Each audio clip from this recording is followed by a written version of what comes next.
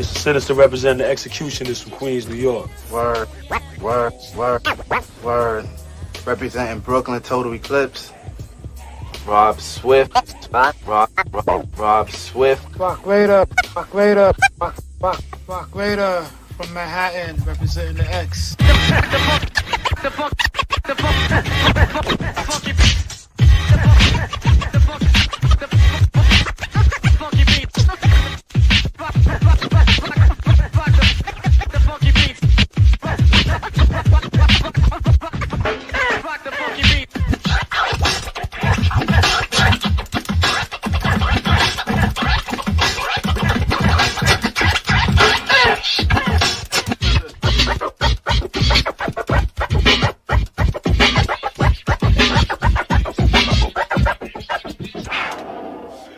Sometimes you just bump into different things that might sound good. Like, that's what it is freestyling. So right now we was freestyling. We was doing one thing that sounded really good. So we figured we could probably incorporate it into something else that we're doing. Word. You know? All good ideas happen by accident, man. Ready? Yeah.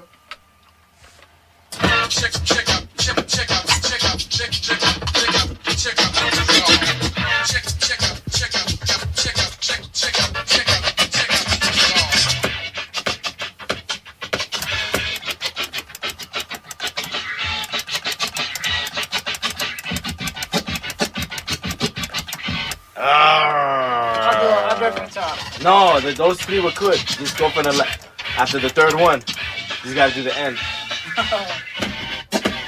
The last one. The last brown feeling, right? To do the last. What you do? Just do you burn, burn. Huh?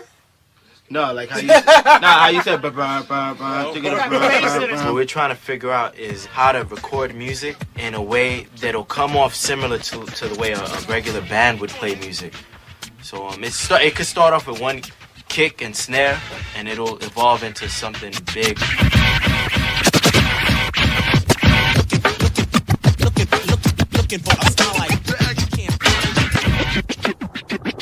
The first thing I will say is nothing sounds like a Vestax. The click of the Vestax is you can hear that thing a mile away. That's so true. So you joined, and I should say founded. I mean, tell me how the group came to be, because you joined in '91. Okay, but it used to be, it was the X-Men at one time at the beginning. It was the X-Men, and then you moved over to X-Ecutioners. Just curious, did Marvel come after you, or was it just a preventative? Let's change this now before we get into trouble. It was preventative. We were advised by our lawyers at the time to change the name because we were about to release an album under the moniker X-Men, and they were like, "Oof, you guys are like really pushing it, and you might have to deal with a cease and desist with regards to your group name. So why not just get ahead of it and change the name?" So we changed it to X-Ecutioners. But the origins are 1988. Steve D lived in the St. Nicholas area of Harlem, and he was friends with a guy named Johnny Cash.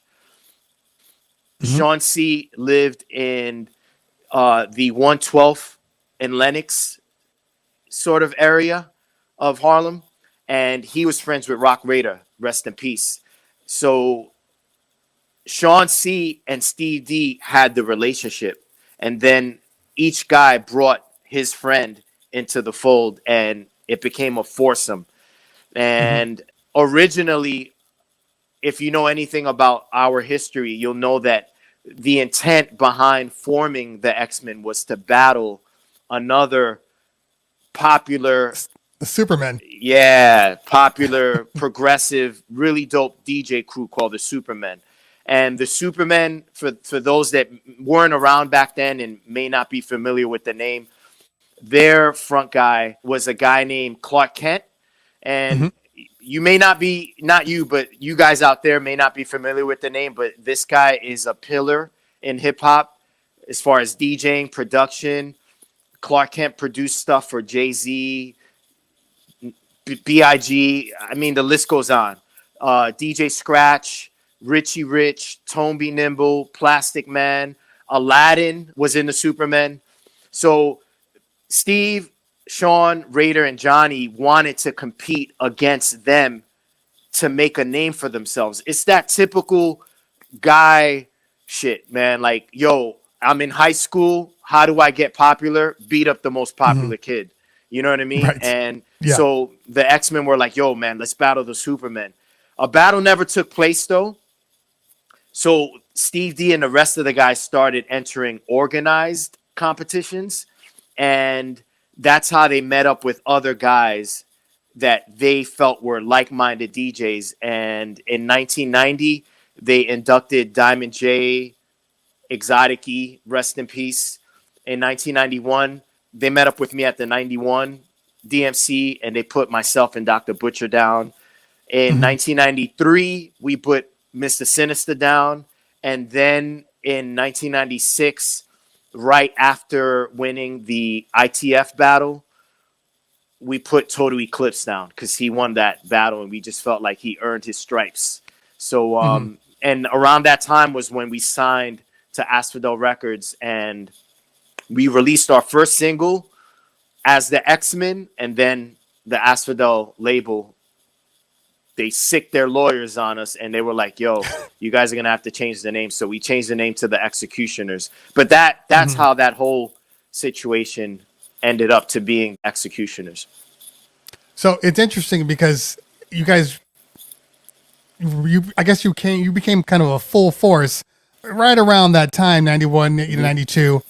But when did you release your first album? How far after that did you release it? The first X-Ecutioners album dropped in 1997, and it was called Expressions. And we released it on Asphodel Records. And the album was just critically acclaimed, celebrated in the underground, and it made so much noise. You know, these 4 black kids from New York City who DJ'd for other established artists like Akinelli, Showbiz and AG, Common, Organized Confusion, are now making their own album with their own MCs. And it's an album that focuses on the turntable, not a guy rapping, but what these 4 kids are doing on turntables as turntablist DJs. And it just blew up. And so other companies, record companies, wanted to sign the group from there. And a lot of people don't know this, man, but Rick Rubin, the legend, the guy responsible for artists like LL Cool J, Beastie Boys, Black Crows. He produced Red Hot Chili Peppers, Blood, Sex, Sugar Magic. Rick Rubin, dude, wanted to sign the X-Ecutioners after we released Expressions.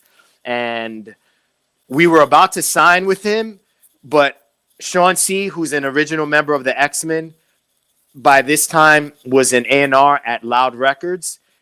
And Raider mentioned to Sean C., yo, man, Rick Rubin's about to sign the group. And Sean was like, word, I can't let that happen. I'm going to get you guys to sign with Loud. And he set up a deal with us to sign with Loud, and we ended up going to Loud, and we released our, I guess, most acclaimed album, Built from Scratch. And on it, we featured a song called It's Going Down with Linkin Park. Yeah, rest in peace to Chester Bennington. And then we just blew up, man. And that album, man, just really helped us etch our names in the record books as far as like what this art form is about. And just hearing myself talk about it, man, like I'm so thankful to God, because I grew up, man, just admiring cats like Grand Mixer DST for the work that he did with Herbie Hancock on Rocket. Yep. Yeah, and if you watch the movie Scratch, like DST is referenced from beginning to end. I grew up admiring dudes like Jam Master Jay and what he did with Run DMC and Aerosmith, Walk This Way. Like, these guys were breaking ground and introducing DJing to different genres and different people, like, and to be a part of that, to then in the 2000s record a song like It's Going Down with Linkin Park and have a music video on MTV and tour to places like Lincoln, Nebraska. Like, if you would have told me at age 12, when I finished DJing my first party at my junior high school, that I was going to tour with a platinum rap rock group and hit places like Lincoln, Nebraska, I would have not believed you. But we did that, man. So I'm just thankful, man. We've had an amazing run, and it continues, man. Even to this day, the stuff that I'm doing as a solo artist. I just released an album called The Cure earlier this year with my boy DMT. Also released an album called Against All Odds. Right. The Odd Couple. Yeah. With The Odd Couple. Big shout to Mr. Sinister, Dr. Butcher, CJ Moore. It's like I'm still doing this, man. And it's amazing. Like, I'm pinching myself right now because it's just such an amazing ride I've had, and I'm just thankful. And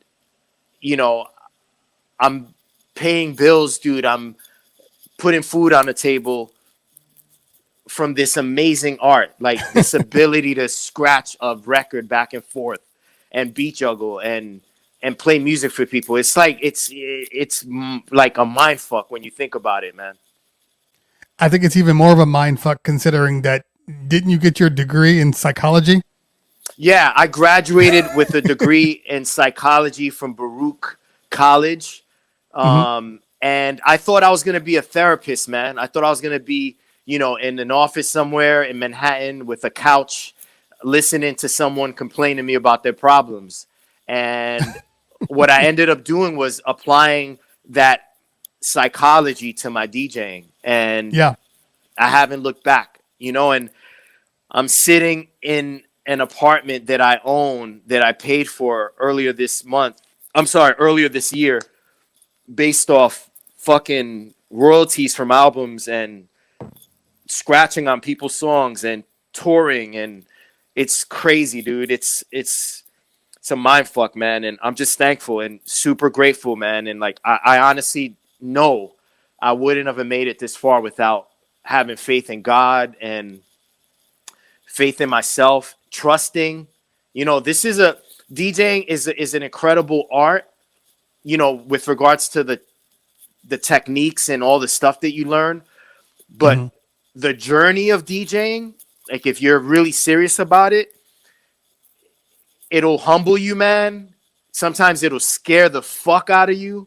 Like, 1 month you could have $200 in the bank and look at your calendar and it's empty and not know whether you are going to DJ another party again. And I know a lot of people are dealing with it now with COVID.